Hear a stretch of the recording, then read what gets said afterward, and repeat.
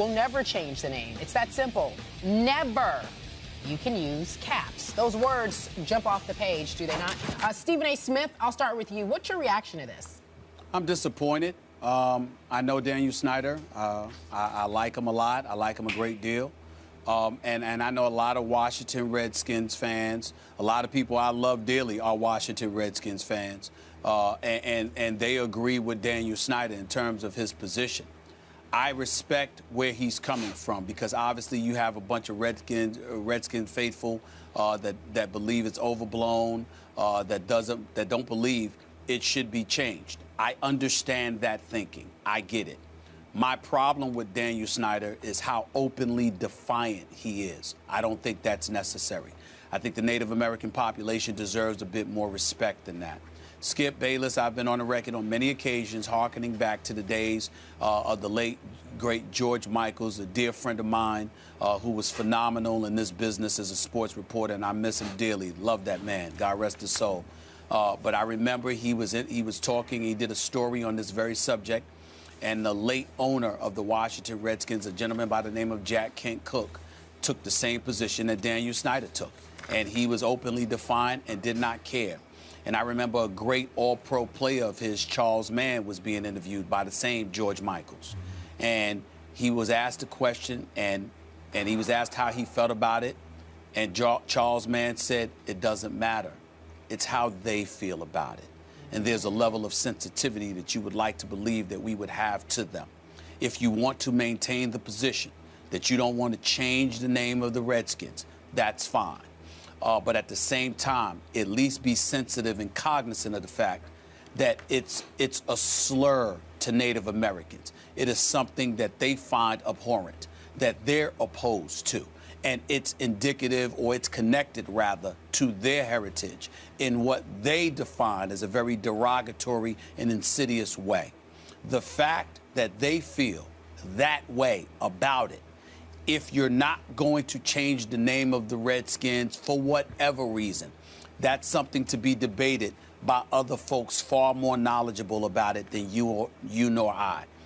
But to be so openly defiant about it speaks to a level of dismissiveness to me that should alarm all of us. We've got no business being dismissive to what is concerning to a different population within our country. We pride ourselves on being a gorgeous mosaic. There's nothing gorgeous about about embracing one ethnic group or various ethnic groups, but then being so openly dismissive and defiant to another. We need to make sure we're cognizant about it and be respectful. And I don't believe in this case that Daniel Snyder was that way. That, my friend, was beautifully said. And I am with you 1,000% on this. The most shocking ongoing issue in all of sports is that somehow this professional football team continues to win the legal right to use that racist name. I don't get it. They keep winning on technicalities. I don't know what the politics, the politics are over my head, the Washington, D.C. politics. But Stephen A., this isn't over my head. This is dear to my heart because I did grow up in the state of Oklahoma. And as you know from your history lessons, the Trail of Tears led the 5 civilized tribes to what was originally called Indian Territory.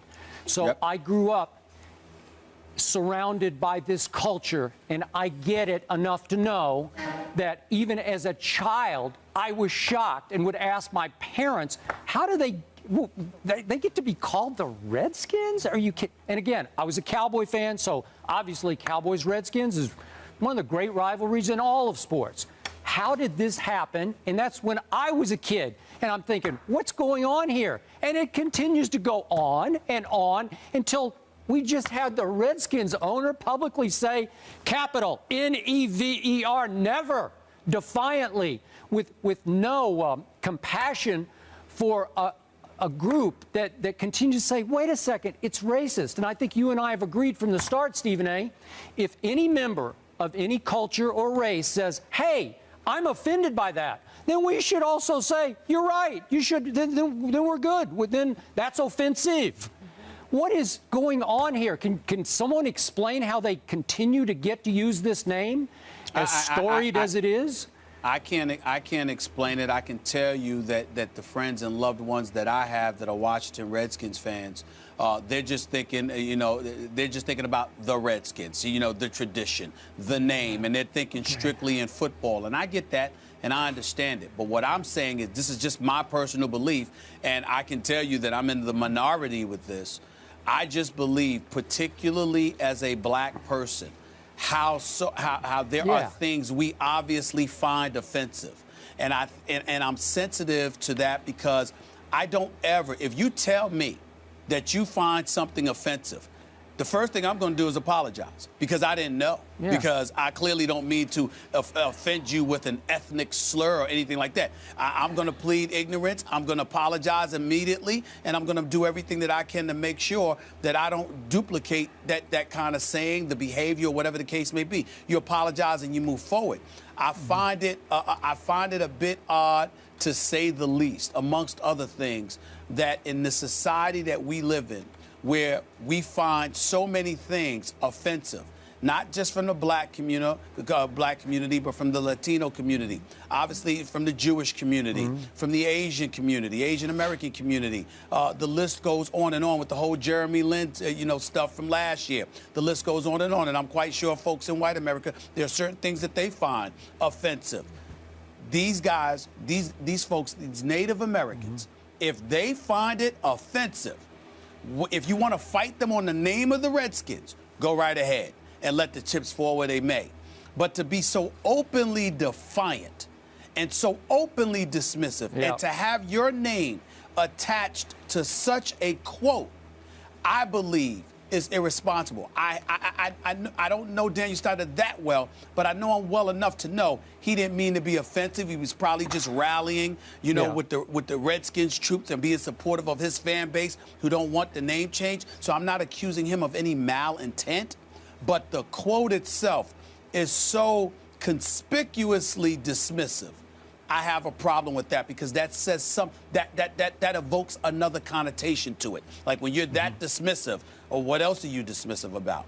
How much do you really care? How sensitive are you really to offending different communities? So it provokes those questions. So are you with me in the bigger picture?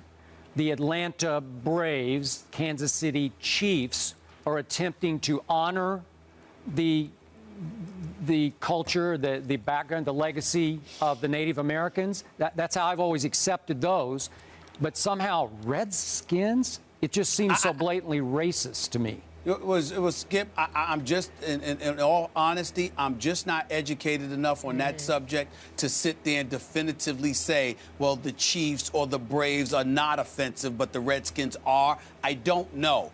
All I know is that the Native Americans are telling us it's incredibly offensive.